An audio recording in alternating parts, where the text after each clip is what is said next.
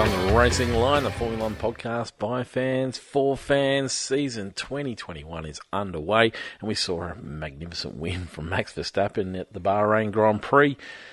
It's wonderful to have racing back. There certainly is a case of deja vu. Tristan Pocock, how are you, mate? Good, how are you? I'm well. Welcome back to round one. Isn't it wonderful? Oh, so good. And I mean, like last week we were just cutting our teeth. I felt like we're just working our way into the season. Probably a bit rusty. Yep. I'm ready to go. I'm fired up pumped. and ready to go. I am pumped. I'm so excited. And how good's the Saturday race? Saturday races allows me to really digest what's going on. Not having to go to work the next day is wonderful. But yeah, so it's been a great start. I mean, there is that deja vu going on at the moment in terms of out front, but yeah, let's not get in the way of our good time to have Formula One back. Bahrain, how do you feel about the Bahrain race? I was well and truly over it after 4 days of testing, but then we raced, and I sort of forgot. It's completely different. I sort of forgot that I was already there for 4 days. It is different when you race. I tell you what, it doesn't suit us probably the lower categories. I did watch a little bit of F3, and I did watch F2. Yep. And not that I dislike either of those categories, because we've seen them both live, and they're brilliant, and they're so good, and the F2s are brilliant. just angry, absolutely brilliant. Yeah. Angry little I'm with you. Jack Russells of vehicles. Yep. But just circuit felt a bit too big for the junior categories. Anyway, but I don't stay up to watch the juniors. It's not an opening venue though. Season venue, is it? No way. Australia is, and that's why we'll be back there next year. Yeah, it will be. It will be. Wonderful to be back there for the first one this year. Next year. Yeah, sorry. Yeah, next year. Geez, yeah, we're working on it already. Give me a race ranking. A 9. A 9. Just whoa. Really Holy. There was lots going on, and I feel good Batman. about it. I feel good about it. I know Max won by 10 seconds more than he did last year, but I feel really good about it. I thought it had a real spice to it, and as a fan, there is lots to look forward to from second onward. I thought I was being generous with 7.5. No, it was brilliant. But, yeah, look, I really enjoyed it. Enjoyed it. There was a lot of people down and out about the Max immersed situation. myself in. Oh, look, but you just but the rest of the racing was magnificent, wasn't it? And that's what I found myself. Like, I have accepted that it is. I said last week, it's a 25-lap victory lap, and I parked myself from that. Like, Max wins, awesome. That's to the side, and I focused on everyone else. Yeah. And within that smattering of racing, there was a lot to like. No DNFs. First Bahrain DNF-free race ever. There you go. Ever. Okay. It's been something about this category, though, that has seen less and less DNFs, which is a good thing, I think. It'd be nice to see the cars a little more on edge, but it is a good thing, like for Formula One. Or is it a good thing, DNFs? Not having them? It adds a bit of spice. No, you gotta have it. It got a bit old. McLaren ruined it because they were always DNFing, and that got really old. But yeah, it does. It adds a little bit of spice. It'd be nice to see the cars slightly a little bit more. We nearly had a DNF. I think Sargent had some sort of. I actually don't know what happened to Sargent, but he did have a little issue which caused the spin. But yeah, then was fine to keep going. And look, we had hints of it too. Like you could see on the dash of Albon's too, just car overheating. Yep. You could actively see that dash with it happening. We had the Mercedes that looked like it was spitting oil. George Russell's Merc looks like it was spitting oil into Sainz's visor on the onboard. That looked like that was happening. Leclerc had brake issues as well, all race long. Yep. So there was sort of hints of, we've put our cars under the pump for the first time, and there are maybe just a couple of cracks we didn't see. So yeah, anyway, lots to like. Cool. Lots to like. It is, yeah. I'm pumped. I am pumped for the season, and I really don't think we're going to see that Max domination throughout the whole year. I think we'll see a little bit of difference. I've got no doubt he'll be an absolute favourite to take out most races, but I think with a little bit more pressure and a bit more understanding from some teams, I don't think teams are as far away as they looked on the weekend. I think a whole lot more teams are not far away from getting the most out of their team. We've got all the beauties coming back, all the goodies. We've had a request. You know what we've had a request for to come back? What's that? How are they sleeping? Oh, God. It's a good category. Who requested that? Great segment. Who requested that? Alex requested that one, so yeah. But yeah, no, we've got all our goodies. We've got a race review, and we've got F1 Fantasy, and we'll certainly be talking about that one. We've got our rankings, start of the day. We'll mention F1.5. Like, we'll just... There'll be a little bit of that. We said we'd... And there's a bit of news around, isn't there, in Formula 1 at the moment? Yeah, there's one bit of news that seems to be lingering, and we'll get into that towards the end as well. But opening question, as we always do, this one comes from Kingsley. What's the most stupid injury you have done to yourself? And I think that comes because, I haven't heard the full story, but he broke the end of his middle finger with a sledgehammer and a brick, and I'm not entirely sure how the rest of it happened. A sledgehammer and a brick. Yeah, and he thought he was all good, but yeah, it turns out it wasn't. I haven't experienced a lot. I could mention you in this. Oh, what have I done? But I don't think I could mention myself because I don't think I've ever had a lot of injuries. No, you're pretty injury-free. I'm actually quite injury-free. Mm. Yeah, yours would be many, many years ago when we were growing up, when we were playing cricket in the backyard, and you, out of nowhere, bowled it. I was chasing a ball. I don't know if you chased, I can't remember what you were doing, but it was just the most casual thing in the world. Yeah, no. And then I bowled it, I got hit. I had to go get my ball in and went for a run to go and get it, and then you fell. Rolled my ankle. You fell in it. It was broken in 2 places or something like that, and it was the most nothing injury. It was playing backyard cricket. Yeah. Backyard cricket. And the worst thing was in that moment. I'll never forget this. Willis, who we were also playing with, he was fuming because he just wanted a good day's of cricket. I know, and we always look forward. And then we went inside to put some ice on it, and the cricket was on. And then he made me wait until the lunch break before he'd drive me into hospital. And I was in excruciating pain. Yeah. So anyway, that's it. My other one is ankle again. Yeah. I was wagging school to go and, I don't know, watch football or something down at the QEO, and then at half-time we're having a kick on the oval. Yep. I was wearing these big stupid skate shoes and went up for a mark, and as I came down, rolled my ankle off someone else's foot and broke it. And I was absolutely certain it was in no good. It blew up straight away, but I had an extra wag I could take for the class I was in. Oh, okay. But the next one, I'd ran out of wags. You're banking them, were you? Yeah, I'd ran out of skipping that class, so I had to get to that one. So I walked with a broken ankle back to school, which was, I don't know, maybe 500 metres away, then up a bunch of stairs, got into biology, sat there in excruciating pain. The teacher took two seconds to look at it, and she's like, Roger, you need to get yourself to hospital, and off I went. So. I did fracture my toe a couple of months ago chasing my son around the coffee table. There you go. Which is stupid. There you go. That is stupid. Yeah, it's quite jeez, it hurt. Yeah. I didn't know it was fractured. A stubbed toe is one of the most painful things around. Oh, nothing worse. No, and he didn't care. He just laughed, gave me a purple ice cream Band-Aid. Excellent. And just, Yeah. Off we went. Excellent. But that back hurt. on with your day, Dad. Yeah, get on with it, Dad. You suck. Let's get into Red Bull for the race review. So Yeah. Max was in a world of his own this weekend, as he's been for quite some time. Qualifying wasn't quite as straightforward, and we saw that practice wasn't as straightforward. We saw unusually cold conditions through practice, and the qualifying wasn't quite as dominant as what we saw for the race. But when the race started, he just took off, and he wasn't seen again. Well, one thing that sticks in my mind, and there's two sides to this, is... Yeah. Imagine if he was pushing. So he won by 24 seconds, whatever it was. Yeah, imagine if he was actually having to push hard to win this race. How much further ahead he would, or how much quicker he could go. Yeah. But then the caveat to all the other sides of that argument is that's exactly what we need. Yeah.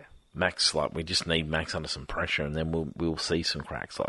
People can't deal with the pressure continuously.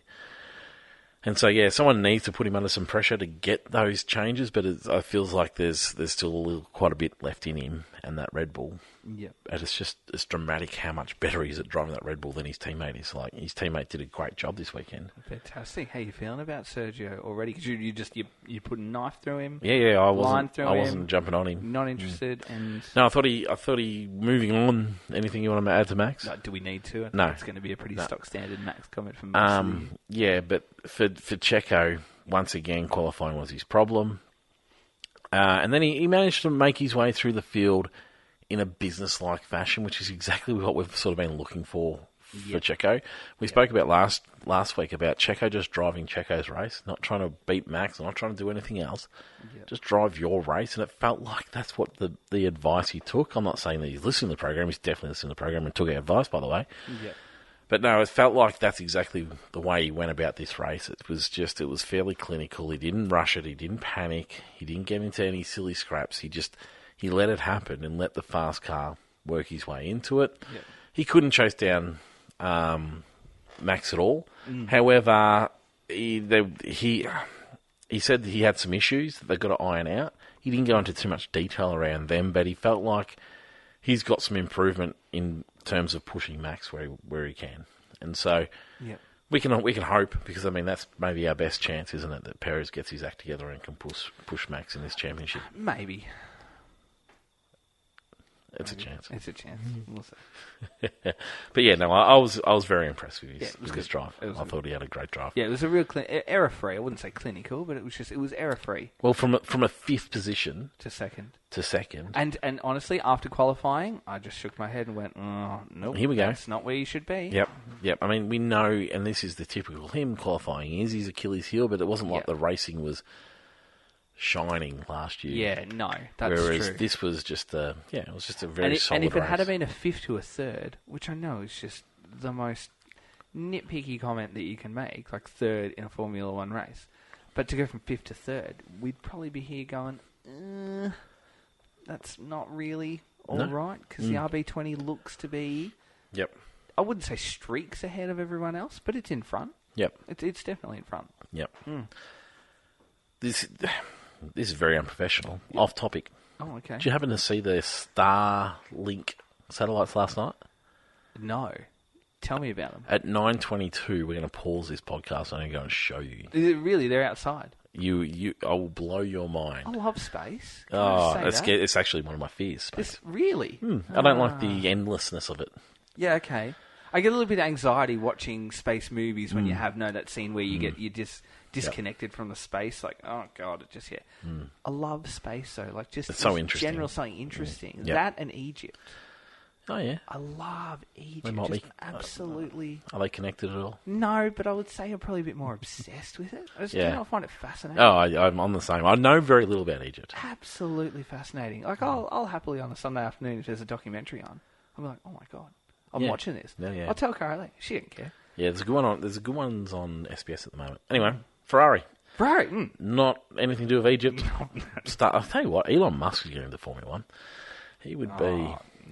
Yeah, he'd take it over. I don't know. Ferrari. So yeah, Sainz is the one we're going to talk about first. Let's talk Carlos Sainz. So he dropped to fifth throughout the race, and then got jumped as well in the pit stops. So he sort of made some ground, and then got jumped as well in the pit stops. And I don't think that was deliberate. I think that was actually an accidental orchestrating of positions for them. But yeah, so he had some work to do, but he did it really well. He was really punchy. He wasn't allowing Ferrari to just set the tone for him this season. Yeah. And made his way through third. It was fairly impressive race from Carlos Sainz. Exactly what he needed to show everyone else. Brilliant race. Can I just mention that the only other man outside of Max and Checo to win in the last 12 plus months is this man here. And I tell you what, his race on the weekend said two things. Number one, it said to Ferrari, if you don't want me, then I'm going to play, I wouldn't say totally by my rules, but I'm just going to do what I need to do.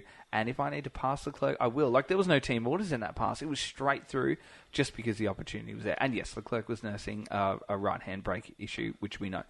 But at the same time, he's putting himself out there to every other team on the grid saying, hey, Ferrari don't want me, here I am, come and get me. Is he Red Bull's best answer if Checo can't get it together? No, but he is an incredibly good option.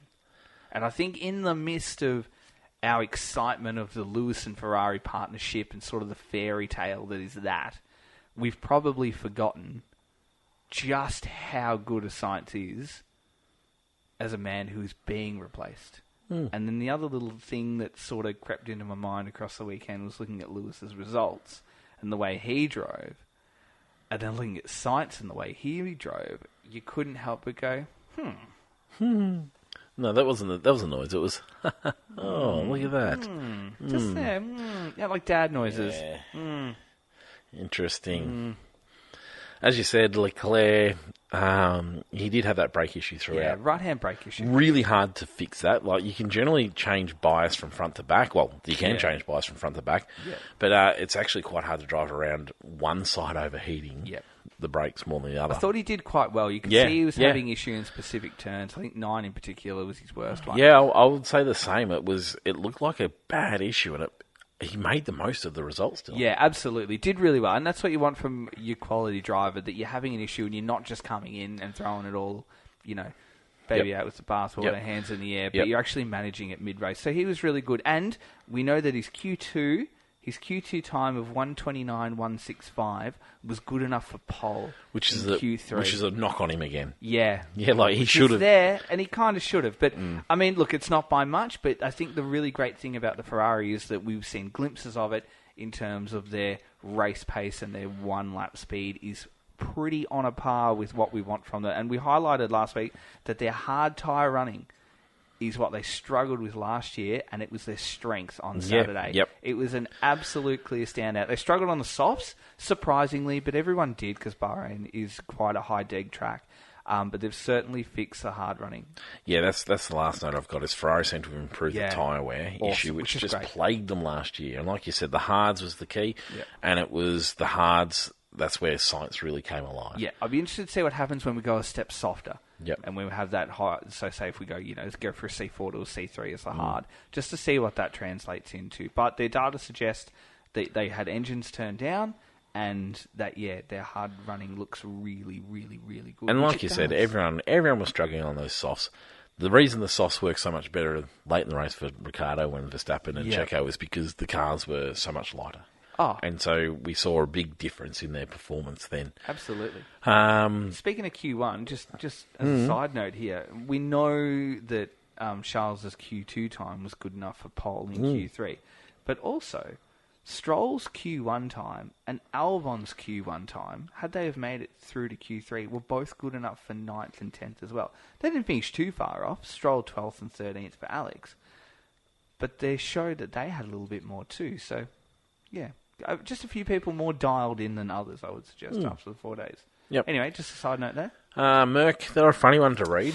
They had, like, Russell looked like he was all the goods early in the race. Seemed to sort of just lose a bit of pace mid-race. And then, typical Russell would have been then, I'm going to fall away. Yeah. But then he just sort of maintained, didn't he, throughout the rest of the race? And it wasn't like he did fall away, which Russell can sometimes do. He continued the consistency throughout the race. So yeah, it was a bit of a funny old one for him. Yeah. You could look at both Mercedes drivers across the weekend, and if you watch just George's race, you'd leave pretty happy as a Mercedes fan. But then you watch Lewis's race, and you'd be scratching your head as the anomaly that it was, and go, have we gone further back? Because that would generally be the feel. I didn't really. I believe Lewis was having some issues, which sort of shows in the race. But once again, they haven't gone into too much detail around that just yet. No. But yeah, qualifying wasn't there. He sort of didn't switch it on. He picked up a couple of positions throughout the race, but it wasn't. It wasn't a lot. No, it wasn't. And he struggled when he got caught in traffic as well. Yep. So no, it's not quite where they want it to be. I think they're still fairly confident they're on the right track, and I think that's key. Like if you think about where they were this time last year, I think quite a bit different to that point. Yeah. But yeah, it's probably a good thing for Russell, I think, to start on top, considering the changes that are being made. I think so too, and there's probably that natural progression within the team that they will start to lean towards him, and I'm sure Lewis is already being given instructions as you're probably not required in this debrief, you're not quite required in this area here, which is totally understandable. The Mercedes lap time change from 2023, 1.9 quicker. Yeah. So a little bit, and Ferrari as well. So Ferrari, in comparison to last year on their race pace, 2.26 seconds faster, Mercedes 1.9. So that's a really big improvement. But again, you can see the gap between those runners and Red Bull. It's closed, but it's still there. Well, it's closer, but then like Red Bull's also made the improvement. That's exactly right, yeah. Yeah. McLaren's, so they sort of kept themselves a little bit, didn't they? They weren't fast enough to go and threaten anyone around them. No. But they weren't slow enough to be dropped by everyone around them. But they also didn't show what we thought they were doing in testing, which is we thought that they were holding a lot back and that they were ready to explode on race day, which didn't really come about. It's sort of like they held back, they gave everything, but then realised when everyone else unlocked every part of potential that they had within their car, they were still not quite the number 2 challenger that I think many thought of. Not saying that's not going to happen. No, that's exactly what's in my notes. I wouldn't be writing them off just yet. No. But, yeah, this track never really suits them. It's always been a track that hasn't really suited them. And that hasn't changed, which is probably a bit of an annoyance to them, particularly something they test here. I wonder how they feel about testing at a track they're not very good at. But I wonder if that's what we see in round 1, is we see that everyone goes to this track and really dials it in. You dial it in, and once you dial it in, that's as much as you've got. Yep. Because a lot of the order that we saw here, it's not too dissimilar to what we saw a week ago in terms of testing. Yep. Where the McLaren was looking about 3rd or 4th, and then we've raced, and they're still about 3rd or 4th. Because you couldn't arrive in Bahrain on Saturday totally disconnected with the track and the way that it's sort of, its configuration, your car setup. They were 0.08 of a second split difference between them and Mercedes. So, I think they'll be annoyed at the weekend, just in general, not really getting much out of it. Like, they got enough, but not a lot out of it. But I don't think they'll be too annoyed. A real positive for the race weekend for McLaren in particular, Oscar, is his time management. Yeah. So in the past, we've seen Oscar sort of lose ground to Norris because time management throughout the weekend. We didn't see that this weekend. No. What we saw this weekend was he lost a slight amount of ground. He was in traffic at different times. It wasn't like it was all plain sailing, and he maintained that tyre wear, which is a really good sign. It's not completely there yet. No. But it's a significant improvement on last year. I wonder if the McLaren's not going to be the all-rounder. The Mercedes looks like it might be the all-rounder and probably the Ferrari. But I wonder if we're going to see a McLaren that has sort of pockets of performance and real strong race weekends. We did sort of see that last year, didn't we? I wonder if that's a general trend, that they're not going to be great at a couple of circuits, but where the Mercedes and the Ferrari might be the all-rounder, where it won't blow us away at like a Monaco or something like that, but they would generally be good right across the park. Yep. Aston Martin. Yeah. Pretty much in my notes as well. Yeah. I don't know. Not as bad as I first thought. I thought they were in a bit of trouble originally, but not as bad as I first thought. Then qualifying was great. Fernando put it in nearly 3rd, 4th, and you sort of thought, oh, hello, he's going to be the difference here. I feel like this season the driver is going to be the difference with how close the grid is. Yep. Like the man behind the wheel is going to play, 2/10 difference between winning or losing, or pole, or top 5, or whatever. But yeah, I don't know. That's didn't have pace early. Didn't have pace early. Didn't have enough to find his way back into the race. No, it's sort of an alternate strategy when they went long running, like Albon did, and I think Sainz was long running to begin with, not as long as they were.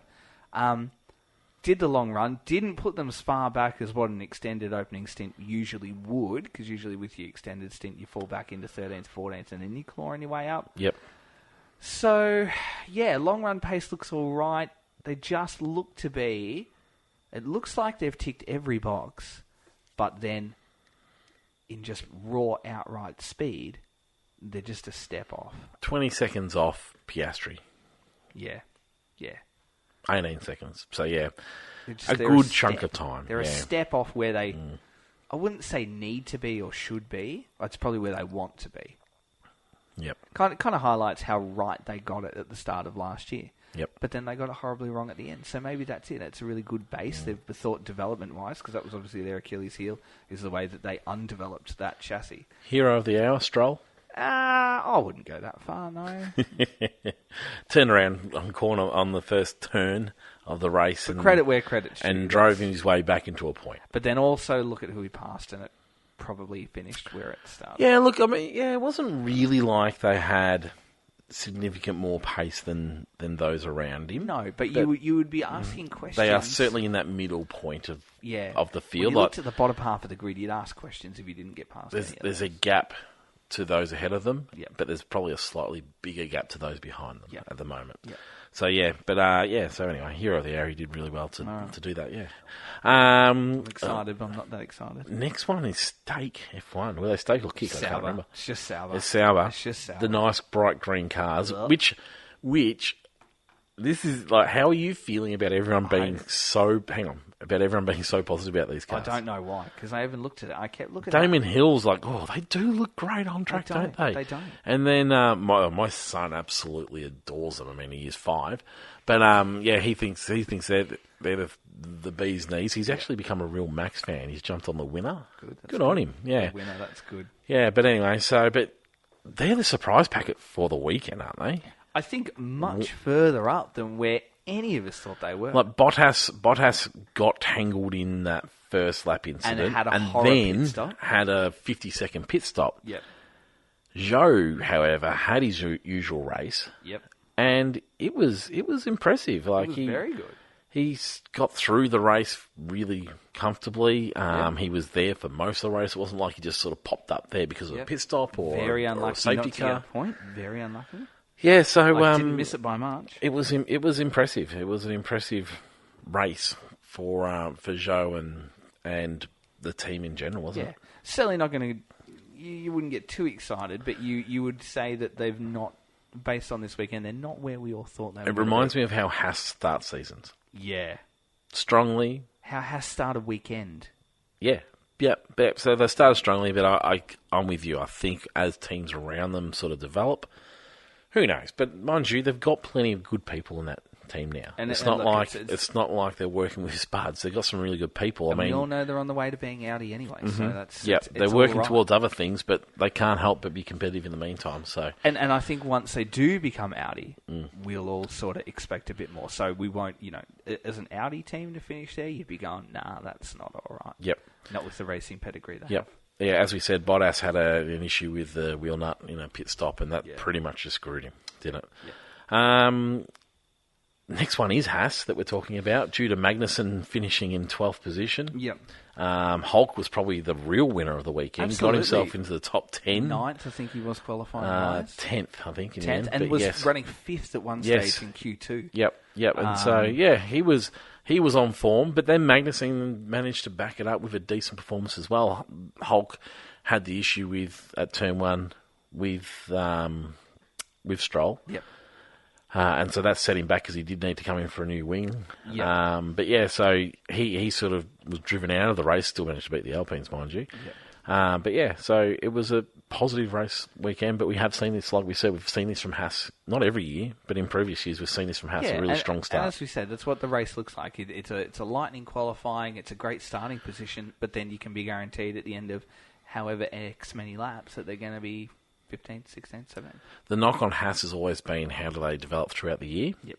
There's a change in management. Interested to see. And Gunter's out. Yep. Kobayashi, no, what's his name? Is that his name? Komatsu's in, and he has claimed that he's going to be able to make these changes with these drivers. Yep. So I like that. I didn't even mind Magnussen's sort of comments after the race, going finish 12th, not good enough. And I like that. So I think it's little results like this, which it's no points, and it's it's not fanfare, but to be coming home in 12th. I think the qualifying's probably, we can be used to that, so I wouldn't be writing home about that anytime soon. But, to finish 12th, a couple of 11ths here or there, a 13th, if that's what this season's going to bring, then at the end of the year, we'll be nodding our head at Gene Haas's decision to move Steiner on and go, actually, this is what we've been asking for. A little bit more serious organisation, a little bit more focus on racing rather than entertainment and cracking jokes, and he would be justified in what he's done and that's a big if this is what they will deliver this year. But to be seen. Yeah, he will have made this team really sellable. Yeah, absolutely. That's what you want. RB, the Visa Cash app. RB. I think just Sauber. I think just V-carb. Is V-carb? I'm just going to go with V-carb. But yeah, well, RB there's a few that are saying V-carb car. Yeah, and I think RB works too. So I think either one. Yeah, I don't mind the RB. It hasn't become as annoying as what we thought it was going to be. Even commentary hasn't referred to it as Visa Cash App Red Bull. Yeah, what are they calling Racing Bulls. I think it's just RB. RB car. RB, which is fine. So I could work with both. We were a bit bullish on RB, weren't we? Yeah, well. And we thought, we both jumped on board. We both jumping up and down, putting most of our money on it if we were betting people. Probably the biggest disappointment? I don't know. Maybe we were a little bit too optimistic. And biggest disappointment, but still outperformed possibly where they were last year. Like there was strong consistency in terms of they had okay pace. Race pace was all right, but qualifying wasn't really good enough. No, it was a bit of a funny one. Yuki 11th, definitely. Qualified 11th. Dan qualified 14th, which I thought was a little bit disappointing. Yep. I really do. Like, I would have expected a bit more. Like, out-qualified by Stroll and Albon. Well, I think... and Hülkenberg. Who's that, Ricciardo? Yeah. Yes, yeah. So I think the hope was that maybe they could get one into the top 10, and they didn't quite. They were close. But then Dan's Q2 was quicker than Hulk's Q3. Yeah, Dan said he made a mistake. Yeah. He made 2 mistakes, or it might have been 3 mistakes, and so he wasn't happy with his race, and he said it was down to him. And so his qualifying wasn't quite where it's at. His race pace was a bit so-so too, until I don't understand how more teams didn't go down this track. Yep. Of let's try something different. The soft at the end. Because Dan was in the perfect position. I was crying out for them to try something different. I was pushing really hard. I was like, right, let's really extend one of these stints. Yeah. Well, the two strategy options were the soft, hard, soft, or soft, hard, hard. Very few. I think Max went for the soft Max, at the end. Checo, Dan, I think were the only 3 to go with it. And it paid dividends for Dan because Dan was, I think, 9 seconds behind. Caught him. Behind Yuki. I think Fernando went with the soft at the end, actually. Yes, he did, because he stopped so late.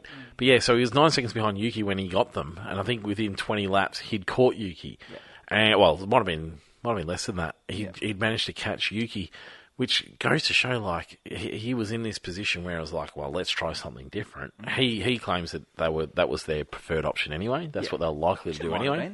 Yeah. So that was the fastest option. Yep.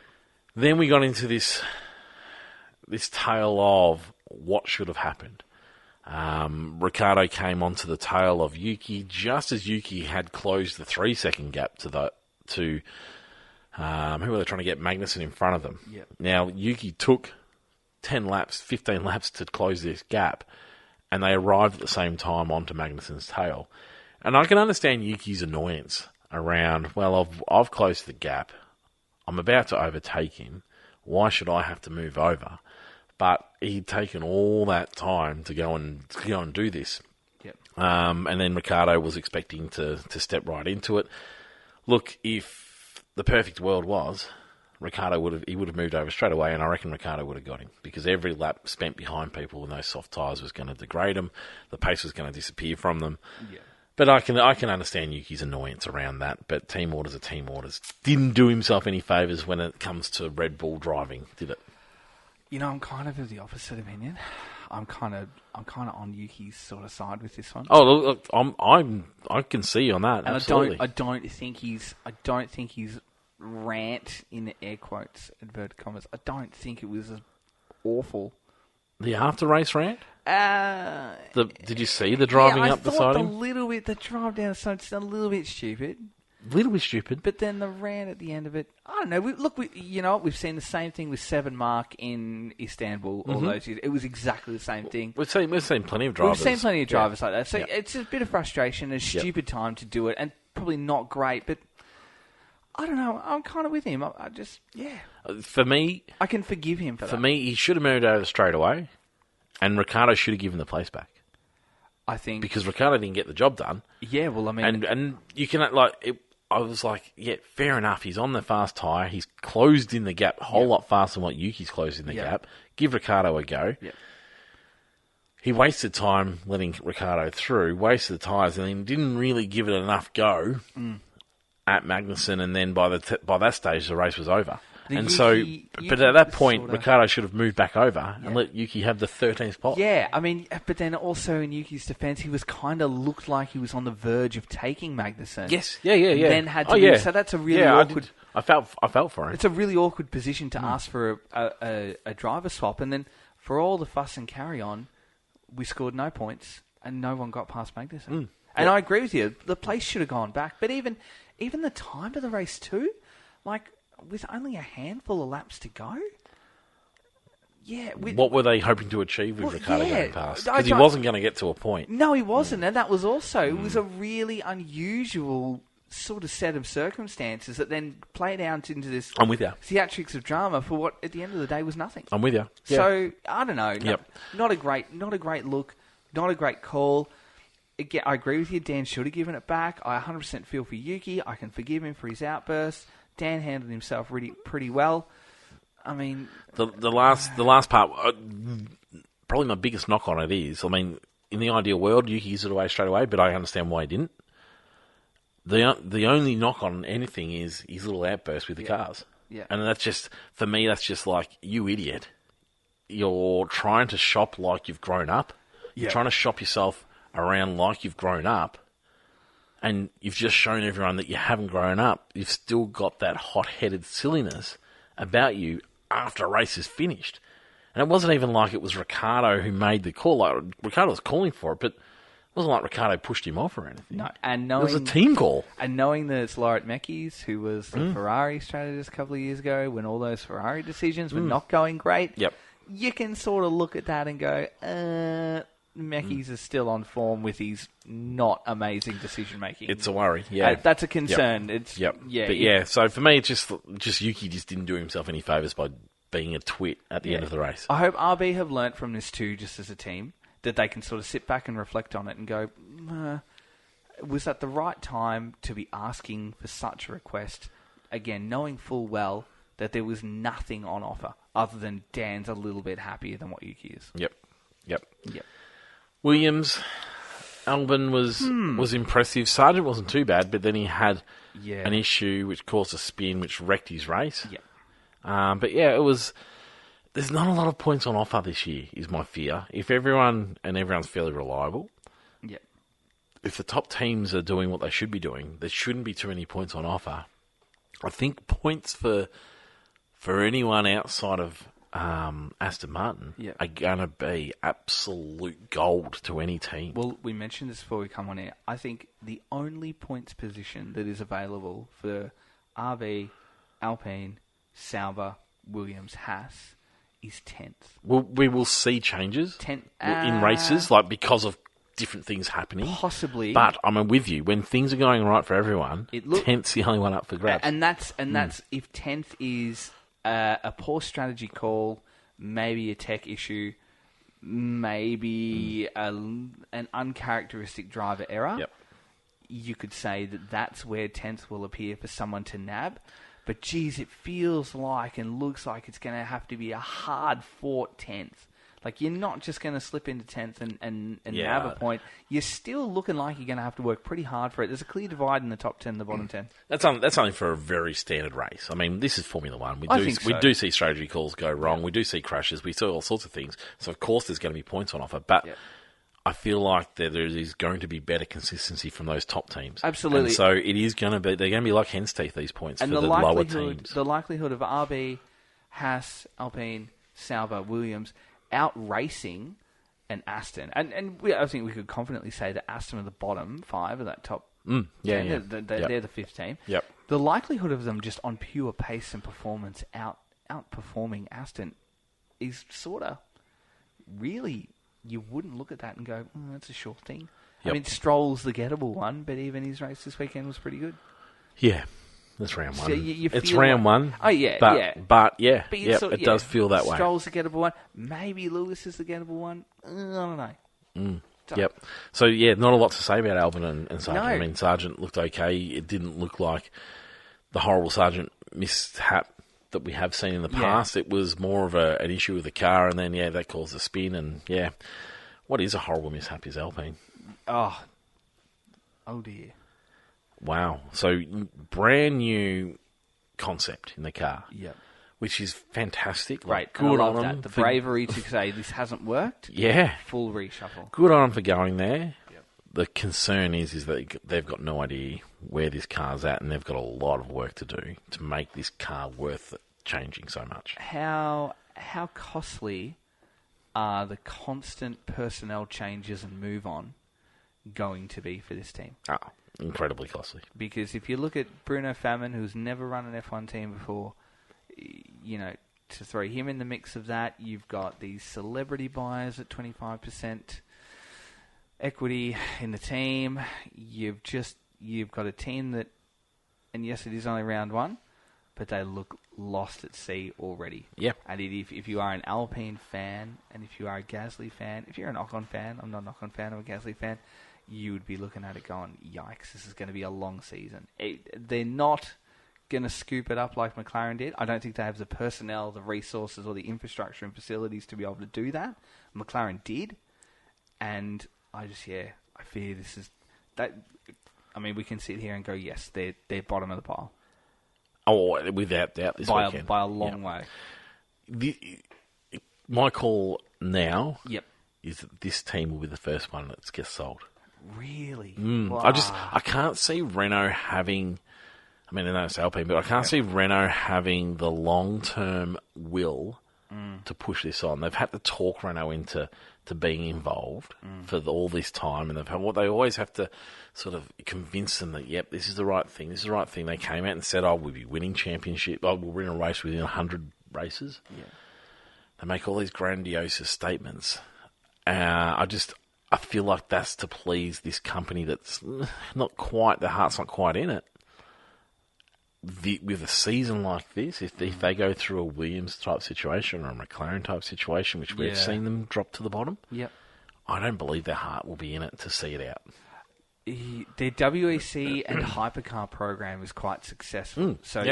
With you saying something like that, I could see them turn to that and go, this works, so let's invest our money in it too. Yeah, let's not look like fools. Don't know. I mean, good on Gasly and Ocon for their efforts across the weekend. I thought their comments at the end of the race were very PR pre-scripted. Wouldn't be surprised. Yeah, fair enough too. Wouldn't surprise me if they had a printout on the side of the inside of the cockpit and saying, don't forget to read this as the checkered flag drops, just to give a bit of morale boost.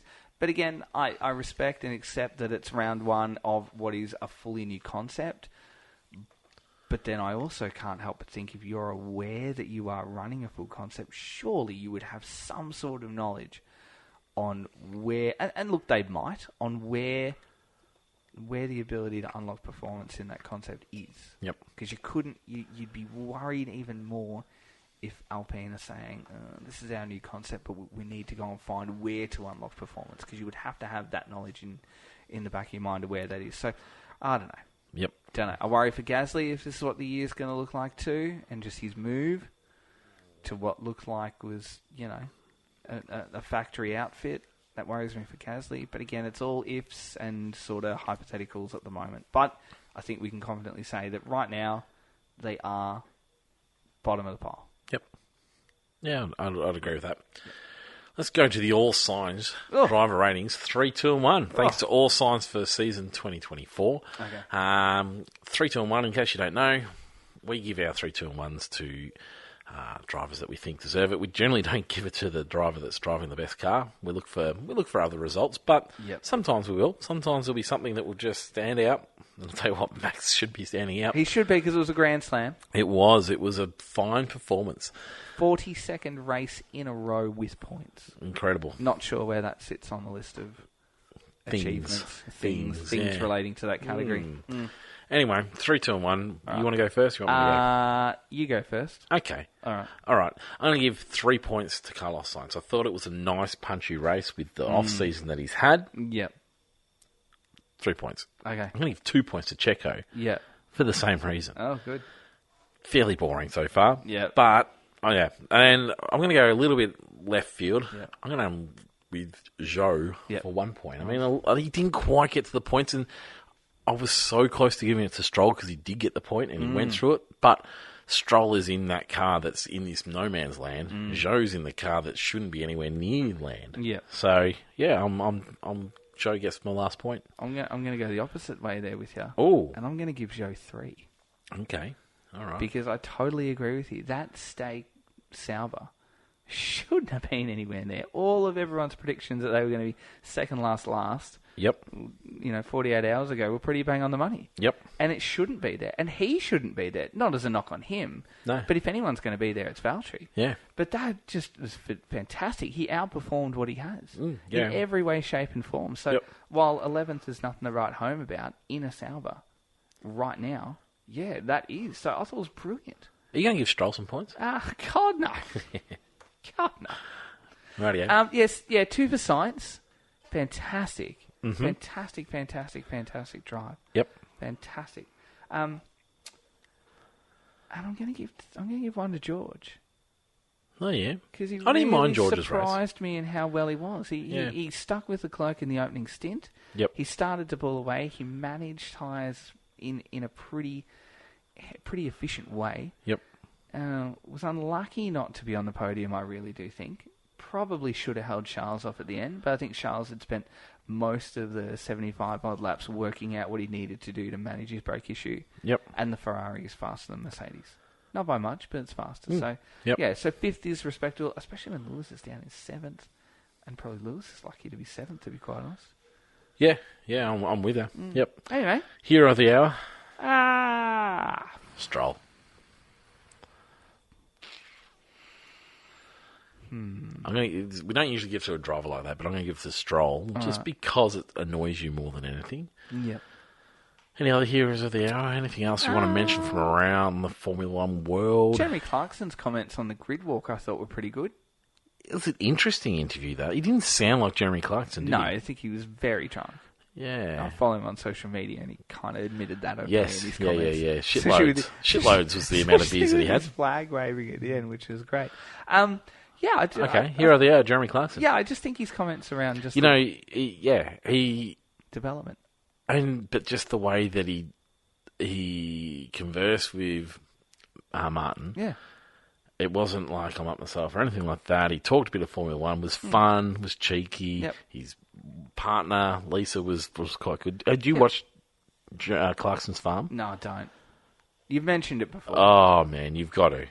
It is a joy. The problem is you've got to get like a subscription that no one else usually has. I think it's Amazon. Amazon, yeah, I don't have Amazon. Just when you got some time, do the free trial and watch that. It is, it's impressive. Yeah. Our most important one, dud of the day. Who's your dud of the day? Oh, dud of the day, jeez. It's a bit hard to go to dud of the day so early, isn't it? It really is. I don't think anyone did anything ridiculous on the weekend. I think I'm just going to have to hand it to Alpine. Just in general. But in saying that, I quite like that they've gone out and done something new. I think I'm just going to go a dud-free weekend. What? Yeah. There's no one that really springs to mind. We'll get you into a negative mindset. I'm sure that look, I might back it up with 2 next week. I'll try and find 2 next week. But I think just round 1, it's refreshing not to have a dud. I mean, we didn't have a DNF either. It was a DNF-free Bahrain race. So I think that's sort of the positivity of round 1. Yep. Bottas' wheel nut. No, these things happen. No, I'm going to go a dud-free round. I don't think it's ever going to happen again, but it's dud-free for me this week. All right, well, I'm just going with Alpine. You're going with... Just dud-free. Dud-free, which is fine. I wonder what people said on Fan Frenzy, actually. I haven't had a look, because I didn't mention it there. Yeah. Dud-free for me. All Sorry, right. I know people generally... I've got a feeling we're moving into the world of F1.5. Oh, okay. I've got a feeling I know where we're at already. Oh, really? All right. There's a top 5 teams and the bottom 5 teams. I think the bottom 5 teams are F1.5. Okay. And I think it's fairly clear. Really? Because we saw all the top 5 teams all in the top 10. And then we saw this crazy mix of order in the bottom 10, and they were a fair way off the top. So, not that I have any say over this matter. I know this is a Tristan Pocock production. Absolutely not. But yeah, I just feel like this is where we're going to end up, and who knows? It's round 1, and let's not get carried away. But yeah, it'll be interesting. Maybe. Yeah, maybe it'll be an interesting watch. What are your thoughts straight off the bat? It's too early to know. I mean, it's too early. Clearly. I mean, it works. Like you could have F1.5 is your bottom 5. But then could you go, just take Max and Checo out of it maybe, and then it's... Could that, but yes. Yep. Maybe, and then it's just, is F1.5 Ferrari to Aston, and then is F1.75 the rest of the grid? I think Maybe I think those other teams are too close, like they're too far up getting the normal points. I'm not sure removing Max is going to be interesting enough for everybody. Yeah, because it would just sort of... Whereas I think you've got to have it a little further down because it really changes some points around. Is it just the lowest ranked of the drivers? Like, is it just Checo?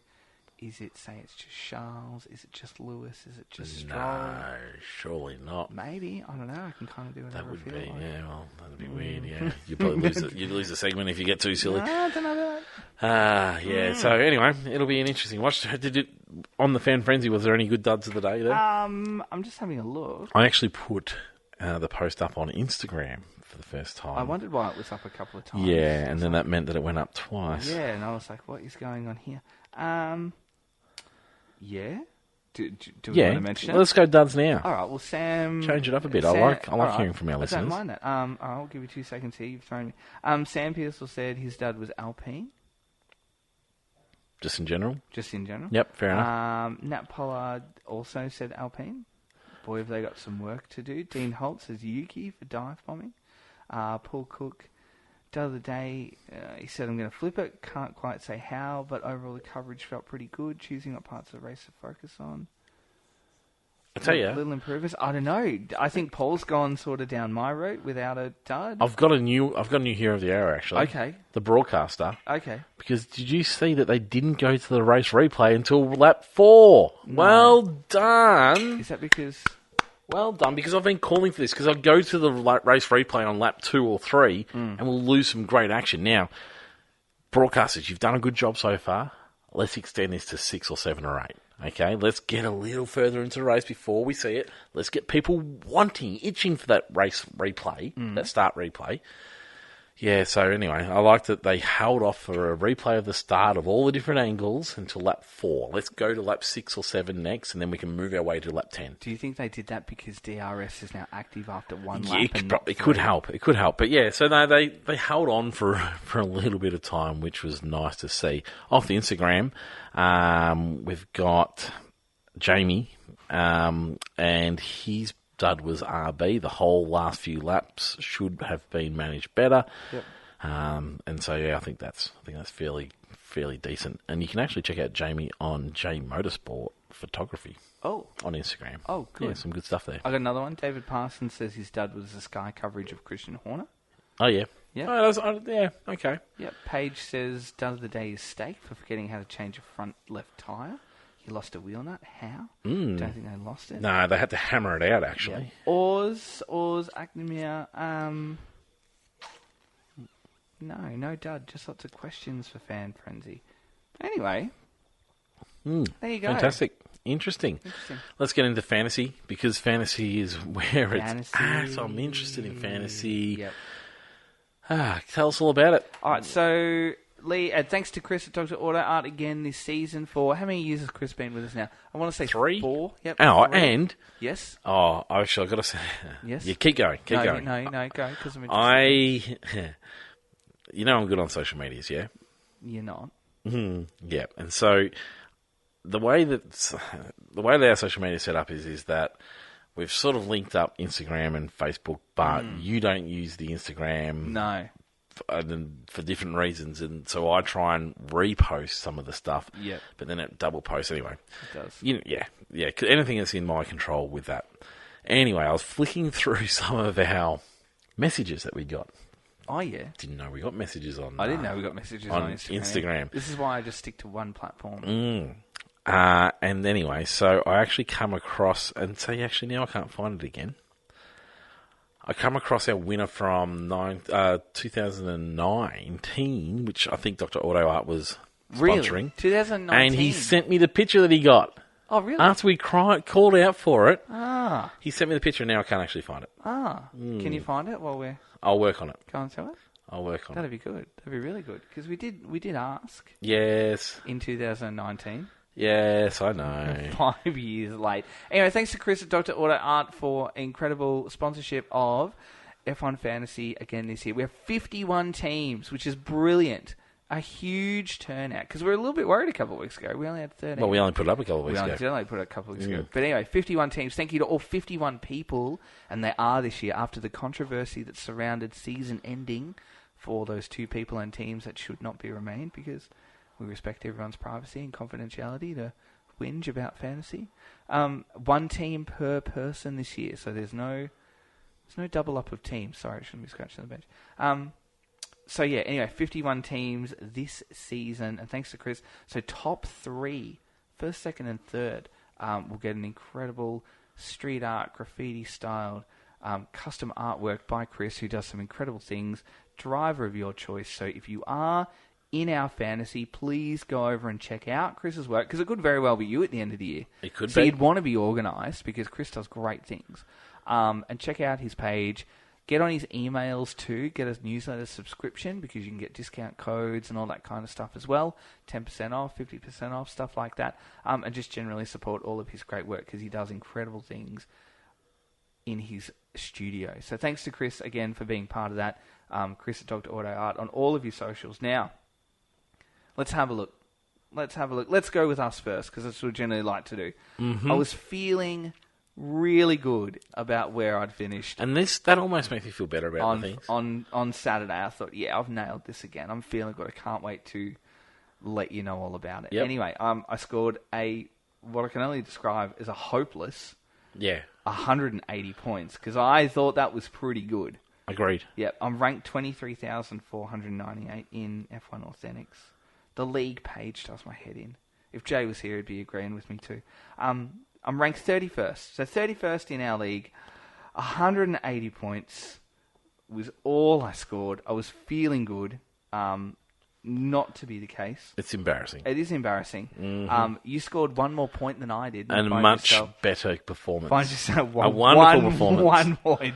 And you find yourself all the way up in, wherever it is. 29th. It's like 2 extra You're 30. You're 31st. I think I'm in 29th. And it's a superior performance. I wouldn't say it's superior performance. But anyway, 180 points for me. 181 points for you. So we're doing all right, and I think it's probably good that we're not winning, because our fans don't want that. They don't want us to be winning. They'd like some sort of idea. I think it's nice. They'd like to know that who they're listening to has some sort of idea. Well, we do. I think it's nice that we're sort of mid-pack with that. Anyway, so 180 for me, 181 for you. We won't go through the teams because, I don't know. I got Science, I had 36. Leclerc, I had the double for 44.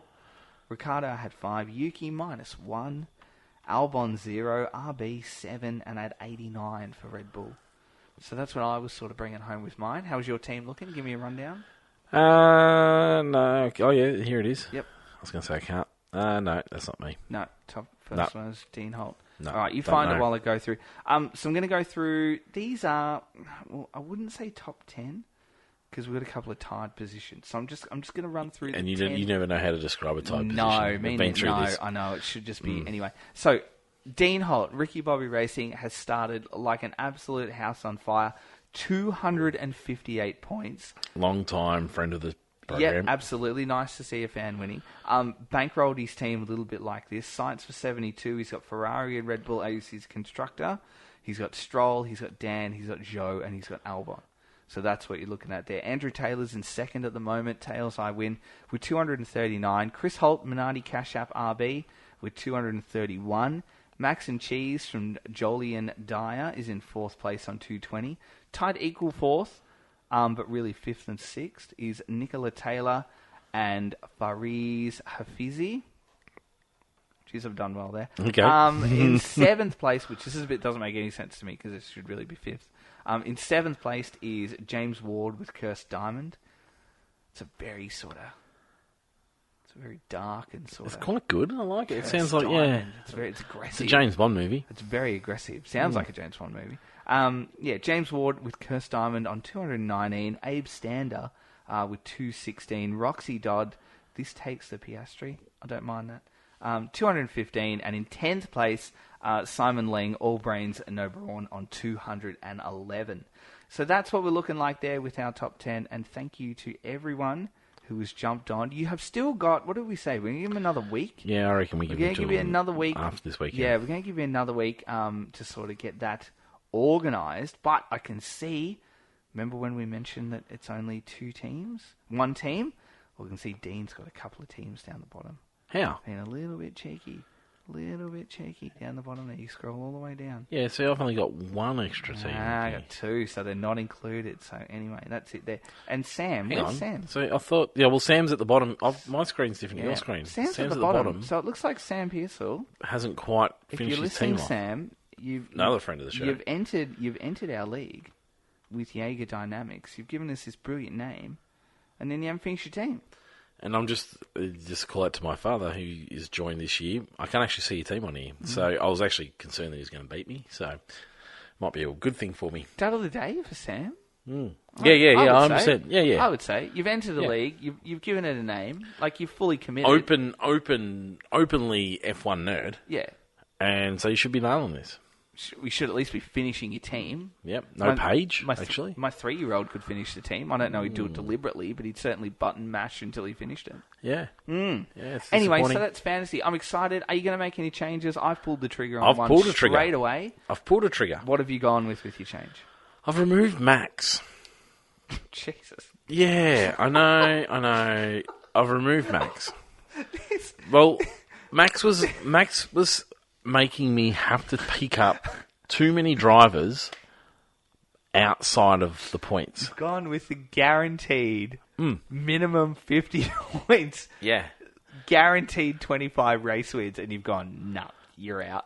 Well, correct, because having Max meant that I had to have too many drivers outside of the points. So what I had was Max, I had Ricciardo, I had Yuki, I had Albon, and I had Alonso. Now, Alonso was in the points but all I was saying is, well, you know what? None of them are performing well enough.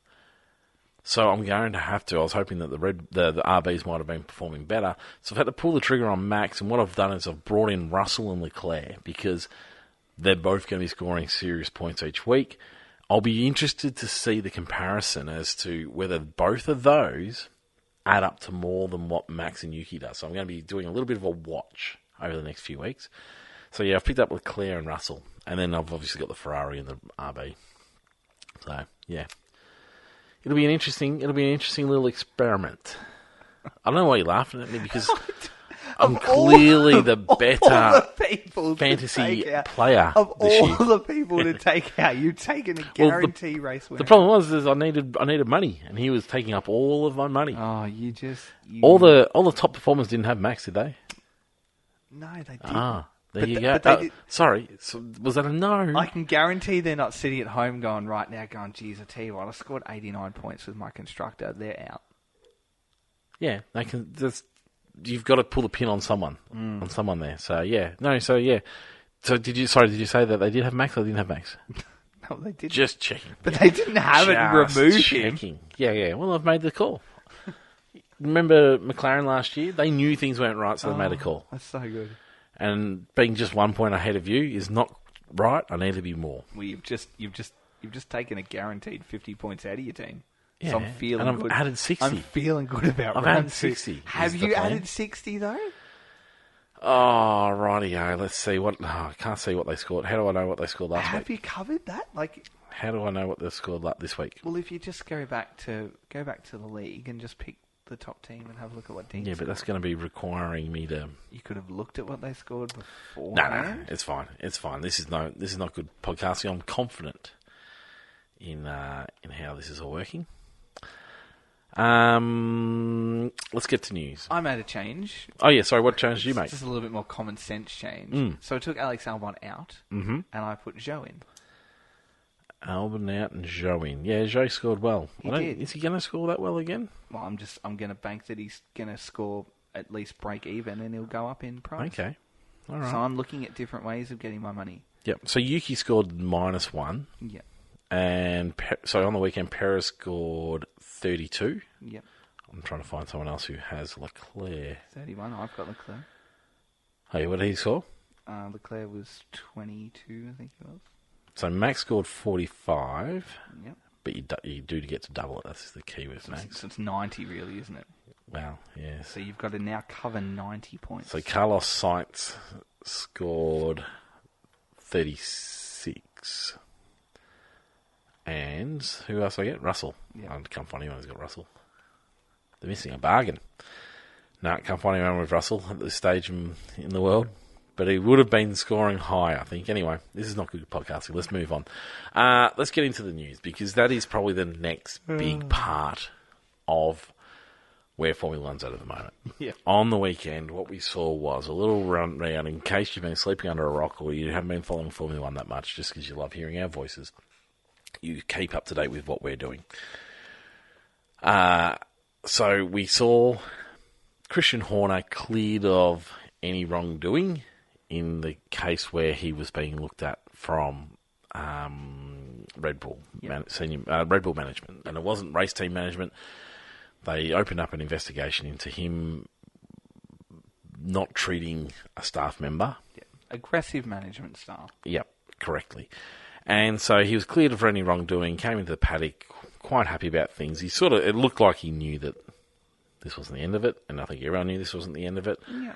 And within 24 hours of him being cleared, a bunch of evidence was allegedly released. There's still a bit of work being done on trying to verify it. I don't think they can actually verify it, but I think most people are taking it for its word at this point. Lots of news agencies have gone with it because everybody got the link. So there's 174 people that were sent this link, and it was to a drive of some of the evidence that came out in the trial, because there was obviously someone disgruntled, and whether the person was disgruntled and how that investigation went and how it finished, or whether it's somebody in a particular political situation in Red Bull wanting to go and hunt down Christian Horner.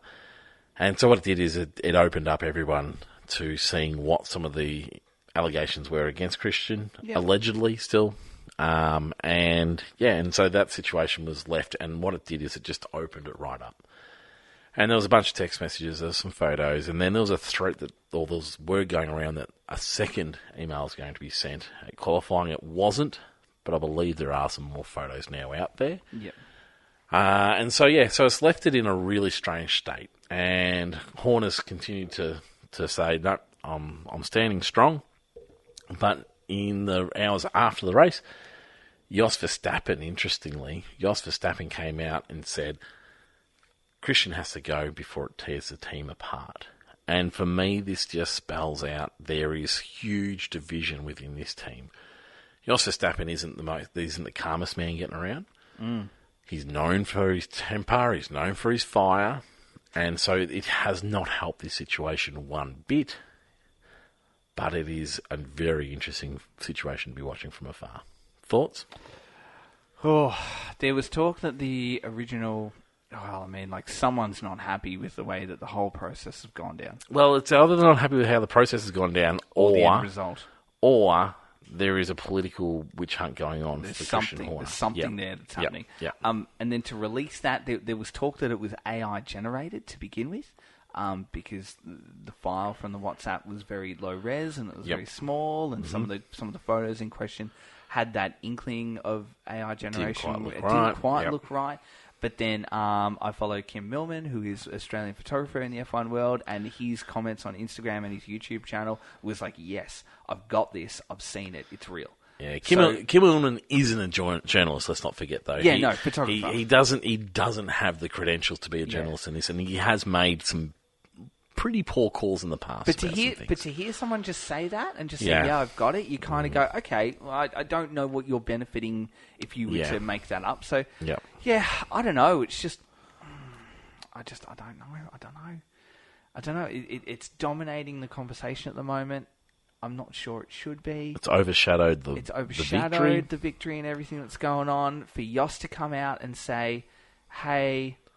I saw a vision of an alleged aggressive altercation. It didn't look aggressive in any way, shape, or form. No. Jos is known for his fireball comments too, especially when Checo had his race sort of, allegedly favoured over Max, even though Max was literally 5,000 points ahead in the championship and was still unhappy with that. It doesn't help the situation, but I don't think anyone should really listen to Jos. No. And for me, the Jos situation is a bit different, but he should be removed from that team anyway. And I'll tell you what, if Jos is going to go up to Red Bull and say, sort this or I'm going to leave to Mercedes, well, right now... See ya. See you later. Let's see how that goes. Good luck. Good luck with your next... Good luck with your next top 5 finish, where right now you're half a second ahead and you're on the verge of your 4th world title. So, I think threats like that from Jos are silly, and certainly Red Bull won't be held ransom. And while he is the father and will have sway with Max, he isn't the driver. Absolutely not. He doesn't actually hold any of the cards. And I think no matter what happens, I think Red Bull really need to come down hard on Jos for that comment. I tend to agree with him, Jos, but it doesn't help that Jos would say that. No. And so that's it's a really interesting situation unfolding. Yeah.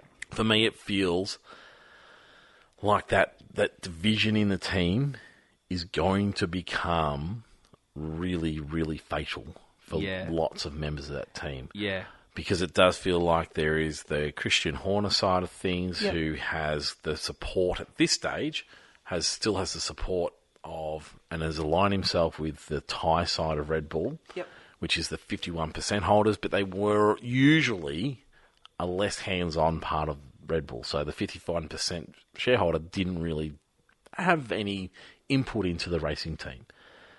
The Austrian side, which is the 49% shareholders, which is the Matrix side of things, and his son is on that, is now part of that. They're the ones that there's been a little bit of, well, there's reports that they'd sort of suggested and offered to move Christian on in a nicer way before all this became public. They're the ones that are trying to push it on that, maybe there needs to be some changes. And so, I feel like there is just a huge clash in brewing. And then it's where do people fall within this? So where does Max actually fall? So the big players in all of this. Christian Horner is a big player at Red Bull, no doubt about it. Yep. Max Verstappen, Adrian Newey. Yep. Anyone else is so insignificant in Red Bull. I know that's not how the team works. No. I know Red Bull's about so much more than those 3 people. Yep. But any one of those leaves that team, and that team becomes quite vulnerable in all sorts of ways. Who's the most important cog out of those 3? It's a huge call. Probably Adrian Newey. The most important cog out of those 3? Yes. Couldn't agree more. Yep. Couldn't agree more. So where does he go? He's always had close alliances with Christian.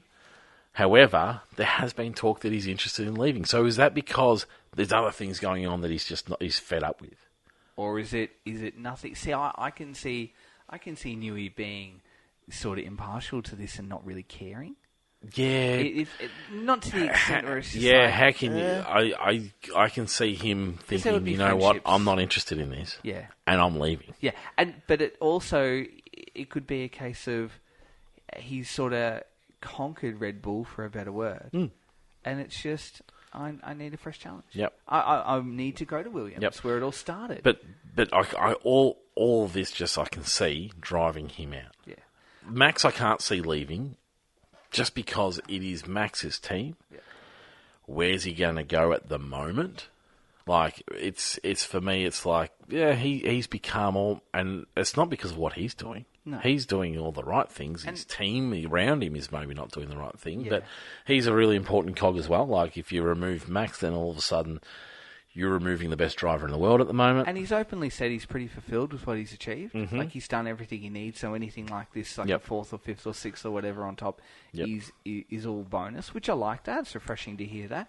Yep. Where does Max go? I don't know. Max can go wherever he wants to go. Adrian Newey can go wherever he wants to go. I mean, that's the absolute upside of being as successful as they have been the last few years. It's just, it's their call on where they want to go. Yep. Christian Horner on the other side, I don't know, like, he is the team at the same time. Oh, that's the thing. Like, he's probably the least important in terms of this team running, But he's the most important in terms of this team, how it is right now. That's exactly right. That they wouldn't be who they are without Christian Horner. I know that Helmut Marko would take credit for it, and there'd be other people that should be taking credit for it. Absolutely, but the Bucks. But that's right. When the team was being set up, it was Christian Horner bringing in Adrian Newey. Yep. It was Christian Horner bringing in the drivers originally. It is a Horner team, but it does feel like there's a real closeout on him at the moment. But if there has been an independent review, and it has been signed off. It's not independent. And they're happy with that. But I'm just saying, if it really has been what everyone's saying that it is, do we also have to just accept and go, well, I guess you've done what you needed to do. If you're happy, then we're happy? I don't know. There's still so many the huge criticism with it is that, and that's exactly right. The huge criticism is that it was no transparency whatsoever. Yeah.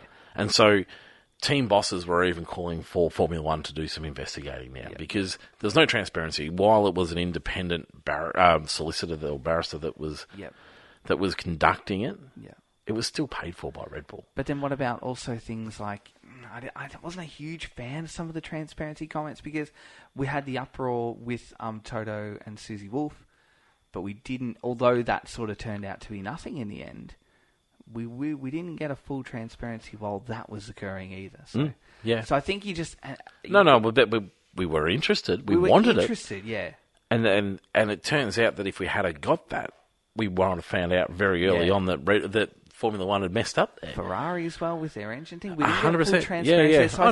Yeah. So I think team bosses have to be really careful. Different here though. Yeah. Because this is like the safety of workers. Okay, this has gone beyond racing. Yeah. So in all of this, there is a female employee that feels like she has been mistreated. Now, beyond that, I have no details. Who knows how complicit everything was?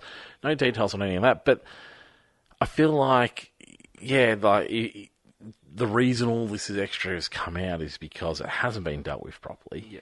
And there's a little bit of extra that needs to be looked at. And it's not a good name for a sport who has very little diversity, has very little diversity in terms of how many females are working in the sport, and it has very little diversity about how many different races are working within the sport, and it is not a good advertisement. So the least Formula One should be doing is finding out more and doing that semi-publicly to show that they care. Because at the moment, I'm reading this as, we don't care. Yeah. And there is a lot that we don't know too. Like, there's so more we don't know than what we do. So much that we don't know. So it's so hard to grasp a yes or a no side or which side of the fence you sit on. So yeah. Anyway, more. Clearly, there's more to come on it. Yep. More to come on it. Any other news that you want to talk about? No. It's just Jeddah's next week. It's another Saturday race. I love Jeddah so much. Well, we had a really good one, and then we had an okay one. So much. Do you know how many times I will watch? I know I'm going to. I will watch Max's qualifying lap that never was from 21 at Jeddah. Jeez. Oh, I love Jeddah. I really do. Yeah. Well, we had a really good one, and then we had an okay one. So I'm hoping that we're going to get back to the good one, but... I do. I love it so much. It's nearly a top 3 track. It's nowhere near that, but it is a great track. It is a great track. And I love it. I feel like it's going to get better and better and better as they sort of perfect parts of the track, but also as they build up around the track. Like the first one, it was still fairly building site. The next one, there's a bit more going on here. So, I think it's going to get better and better. It's so good. Yep. So that'll be where we're off to. What's your prediction? Max, then who? Give me your predictions. What do you think? Oh, okay. I'm going to go to Max Leclerc. Checo. Real boring, like. I'll give you a surprise packet, though. The surprise packet will be Norris. Will be up there this weekend. Really? I think Norris will be 4th. Yep. Okay. Hit me. I'm going to back the Ferraris in. Yeah, nice. Yep. I am. Nice. I am. And okay. I'm going to back Charles in for this one. For a win? Yeah.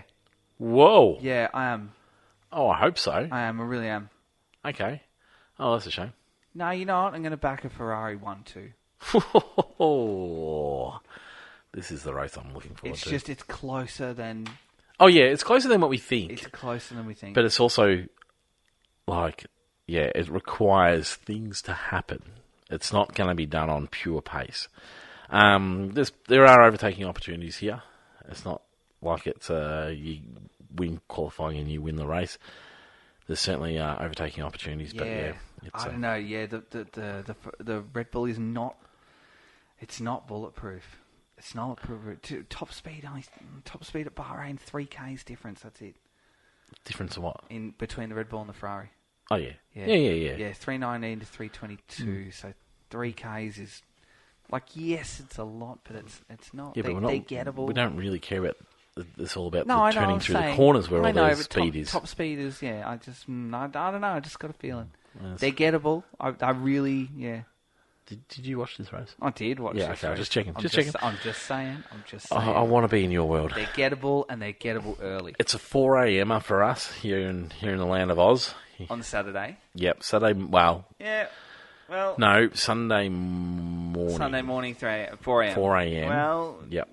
It's a great time. So we've both got children. Mine's smaller than yours. And it's a great time. One of the issues which we have when we have decent timed races is that my kids are showing some real interest in Formula One. I like the little man is. Which absolutely warms my heart. Same. And then they need to get lost while I'm trying to watch the race. I couldn't agree with you more. I love having them there and explaining it, and they loved qualifying, and they wanted to watch the cars that they were supporting, and that was great. But then I was like, I just want to really concentrate. But anyway, I'm going to have to, as a father, I'm going to have to work. We're more colour-based. We're more colour-based at my house, where H is like, love blue cars, green cars, red cars. Did you notice? Awesome. The Alpine, yep. Sophia spotted it, way more pink than what they came out with originally. A little bit more pink, like 2% more pink. No, I reckon there was double the pink than what we originally saw. Sophia was like, that's way better. It's pretty pathetic. It's still a little bit more pink. Yeah, but it still looks nice. It was nice. much better than what we originally saw. I thought the grid was a lot more colourful than what we had expected. Yeah, and the top angle helps the Mercedes. Yep, probably the disappointment on the grid, I think, is Williams. Would you agree with that? No. It's not. It's fine, but on the grid, it doesn't stand out whatsoever. Would you? Who else? No. Who would be the disappointment? I'd remove the fact that you don't like the green, but it is the most outstanding team. I don't think anyone's disappointing. It's a lot more colourful than what the launch photos showed. Yes, so yes. Interesting to see what it looks like in the day, which we'll have to wait till we go to Australia. Yep. But so anyway, I'm looking forward to it a lot. I'm looking forward to seeing a little upsurge from McLaren too. So anyway, keep a listen out for Fan Frenzy, because we'll have that one out in no time as well. But until then, we'll enjoy the racing, and we'll speak to you again next week. Goodbye now.